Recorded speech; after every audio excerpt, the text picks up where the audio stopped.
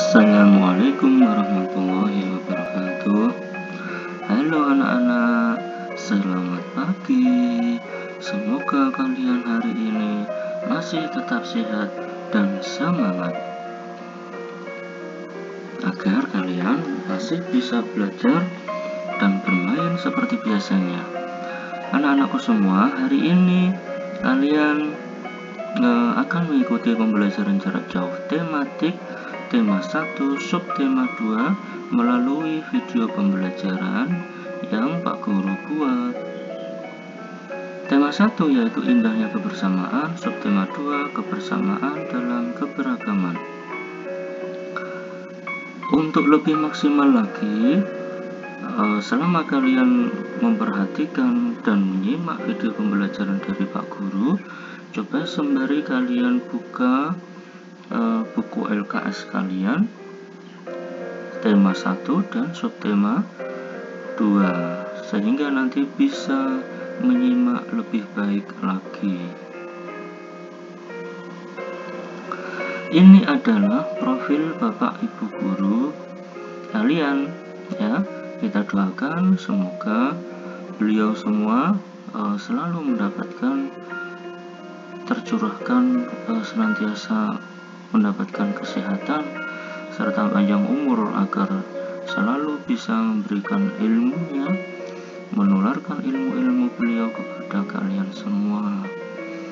Marilah kita awali kegiatan belajar kita dengan bersama-sama memanjatkan doa kepada Allah SWT, Tuhan Yang Maha Esa. Semoga walaupun belajar melalui jarak jauh, kita semua tetap mendapatkan ilmu yang bermanfaat serta senantiasa sehat dan semangat. Amin.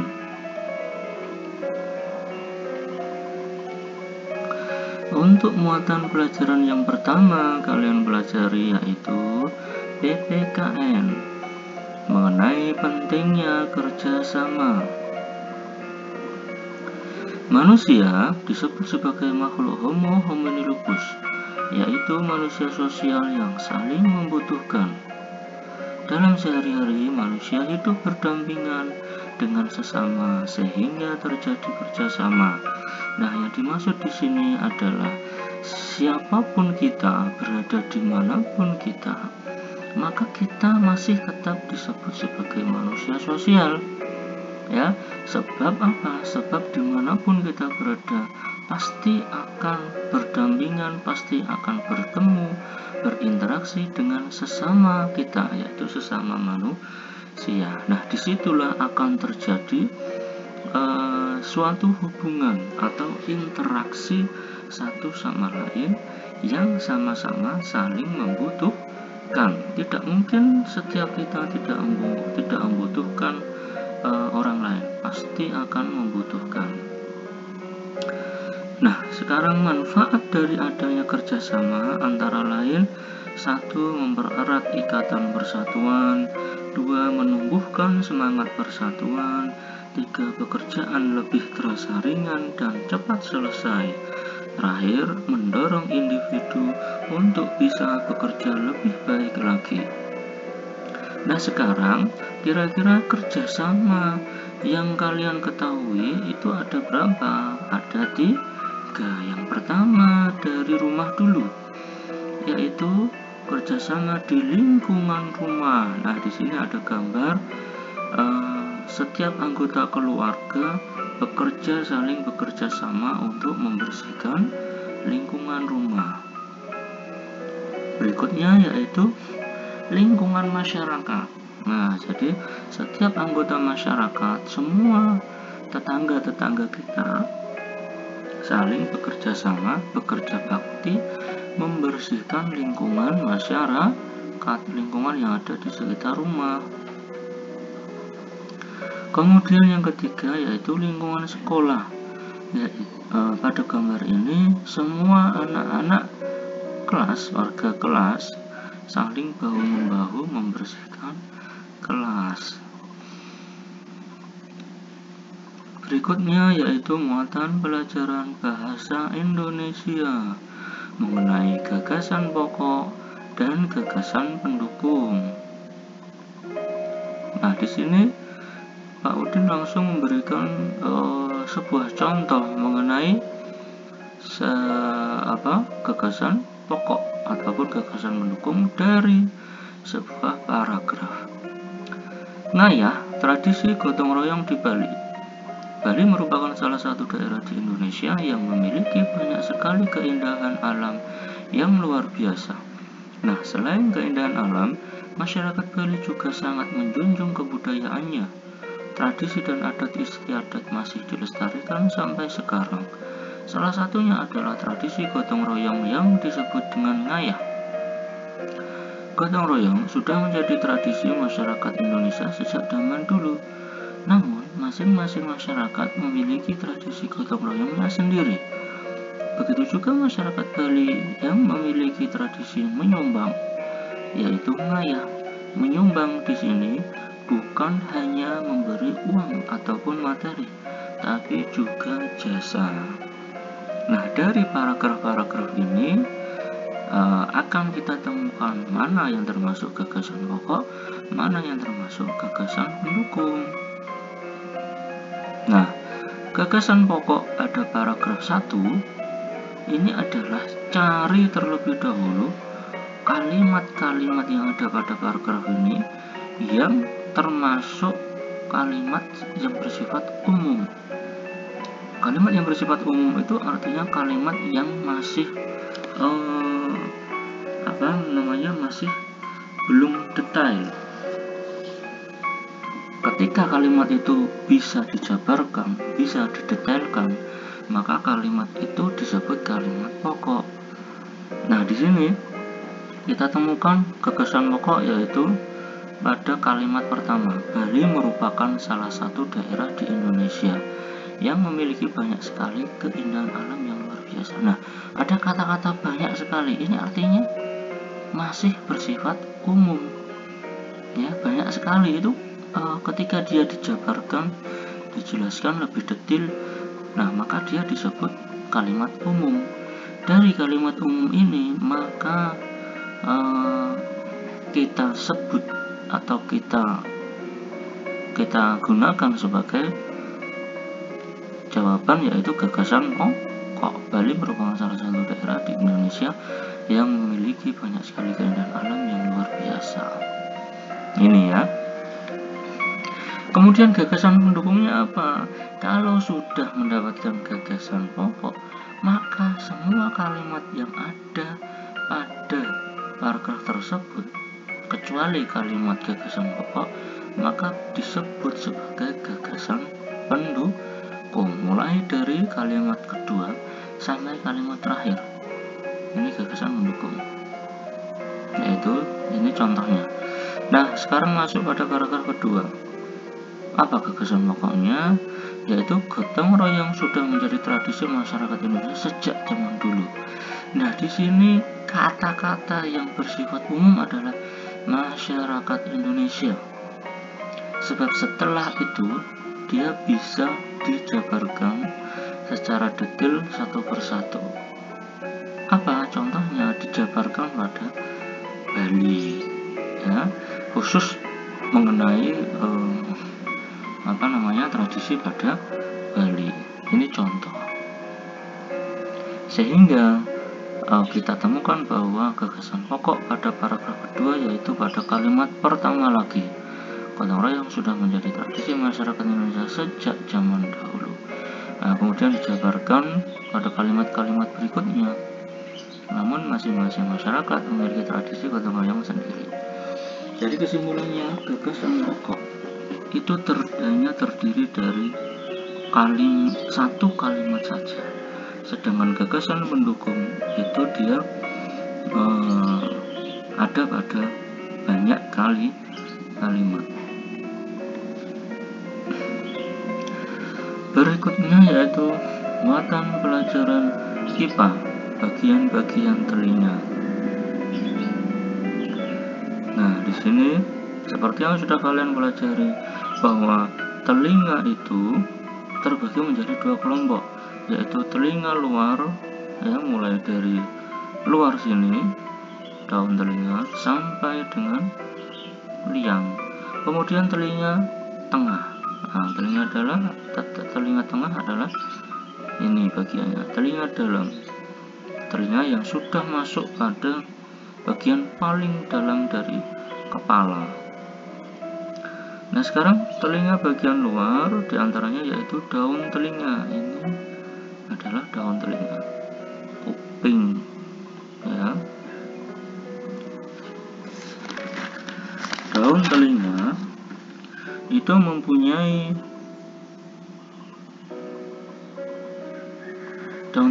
mempunyai fungsi dia menerima sumber bunyi dari luar untuk dimasukkan ke dalam. Kemudian lubang telinga,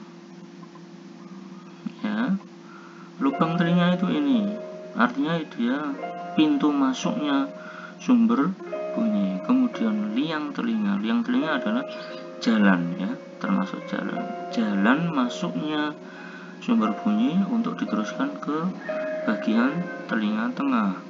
Kemudian telinga bagian tengah, yang pertama yaitu gendang telinga, ini gendang telinga.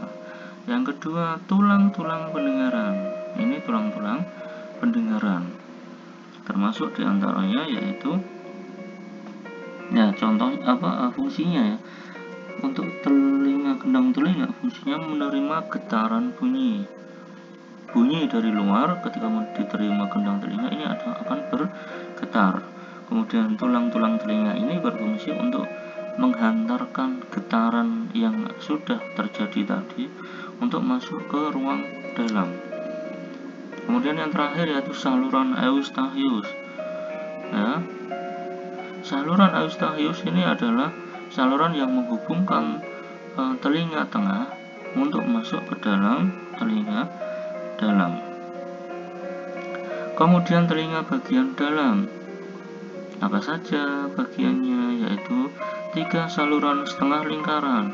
3 saluran setengah lingkaran ini saluran, bentuknya adalah setengah lingkaran, maka disebut setengah lingkaran. Kemudian yang kedua rumah siput atau koklea. Apa fungsinya? Fungsinya yaitu dari rambut-rambut halus yang ada pada koklea ini, dia akan menyampaikan getaran-getaran bunyi untuk dimasukkan ke dalam saraf-saraf pendengaran. Yang terakhir yaitu saraf pendengaran. Saraf-saraf pendengaran ada di sini setelah koklea, ya. Saraf pendengar akan mendapatkan respon getaran bunyi dari koklea. Nah, demikian anak-anak untuk pelajaran IPA. Berikutnya muatan pembelajaran IPS mengenai keberagaman agama di Indonesia. Yang pertama yaitu agama Islam. Kitab sucinya Al-Quran, hari besarnya diantaranya Idul Fitri, Idul Adha, tahun baru Hijrah, Isra Miraj, dan lain-lain. Tempat ibadahnya disebut masjid. Ini pastinya sudah tahu kalian, yaitu agama Kristen. Kitab sucinya Alkitab, hari besar, ini agama Kristen dan Katolik sama, ya. Untuk kitab suci sama-sama Alkitab, hari besar Natal, Jumat Agung, Paskah, dan kenaikan Isa Al-Masih. Kemudian tempat ibadahnya juga sama, yaitu gereja. Untuk agama Hindu yaitu kitab sucinya Weda, hari besarnya Nyepi, Saraswati, dan Makarwasi. Tempat ibadahnya Pura. Berikutnya agama Buddha, kitab sucinya Tripitaka, hari besar Waisak, Asada, dan Katina. Tempat ibadahnya Vihara. Terakhir yaitu agama yang paling baru, agama Konghucu, kitab sucinya Shishuwuchin, hari besarnya tahun baru Imlek, Cap Gomeh. Tempat ibadah Lidiang atau yang kita sebut sebagai kelenteng. Nah, jadi kesimpulannya adalah namanya keberagaman itu sangat banyak, ya. Tidak hanya satu tapi banyak yang harus kita akui, yang harus kita hormati, kita hargai, dan kita tumbuhkan sikap toleransi, yaitu banyaknya agama di Indonesia. Artinya setiap teman, setiap tetangga, setiap siapapun yang ada di berdampingan dengan kita, yang kita temui dimanapun berada. Jika itu tidak sama dengan agama kita, maka kita wajib dan harus untuk tetap menghormati, menghargai. Tidak boleh satu sama lain dari kita saling mengejek, saling mencemooh dan lain sebagainya. Itu melanggar Undang-Undang Pasal 29.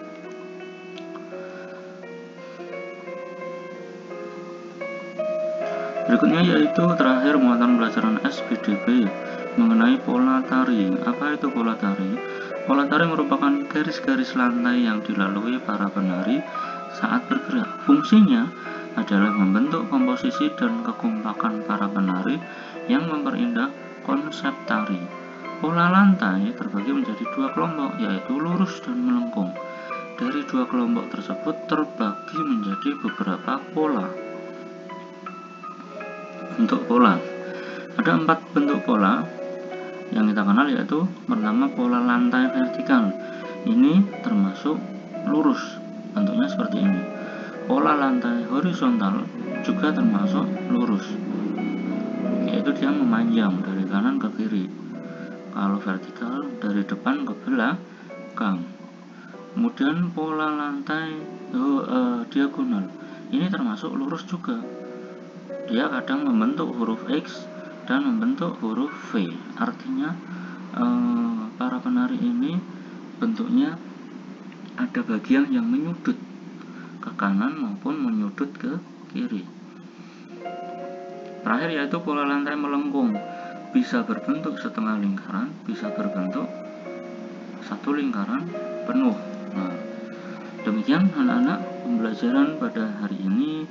Semoga kalian bisa memahami semua materi-materi yang ada dan bermanfaat baik sekarang maupun di kemudian hari.